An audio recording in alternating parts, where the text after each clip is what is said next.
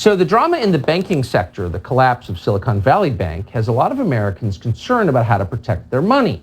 And of course, politicians are using that concern to their advantage as always. Several states are now trying to centralize currency with a so-called central bank digital currency, which is, by the way, not currency at all.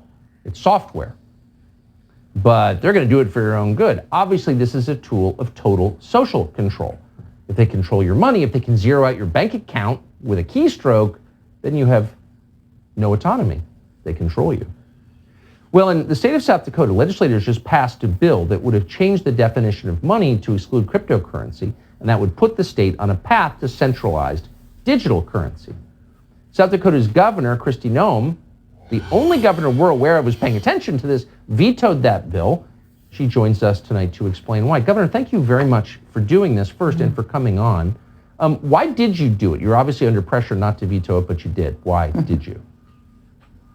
Well, Tucker, it was the right thing to do. I became aware of this bill. It wasn't introduced until almost halfway through our legislative session. We started reading through this bill that was over 110 pages long. It was sold as an update to the guidelines of the Universal Commercial Code, backed by all of our financial institutions, our banks. As we started reading through it, we saw the section of the bill that changed the definition of currency. And essentially what it did was pave the way for a government-led CBDC, and it also banned any other form of cryptocurrency or Bitcoin or digital currency that existed. So for me, it very clearly was a threat to our freedom. In South Dakota, we are the session that completes its business earliest in the year. We are the first ones to really look at this bill and find out the truth of what's in it.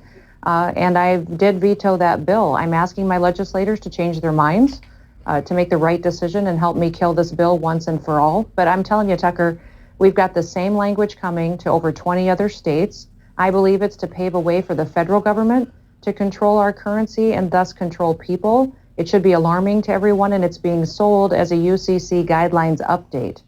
There's no rush to do this. We need to be smart and make sure that we're doing what we can to protect people. I find it ironic that we also are having this discussion at the same time we have banks and credit card companies talking about coding gun and ammunition in a separate code so they can track it. So not only can they tie these two issues together, if the government doesn't approve of what you're purchasing, if they have the only form of digital currency out there and that is endorsed and utilized in the country, they can control how you spend that money and thus take away all your freedom. So nicely put, and I don't think you're overstating at all the significance of this.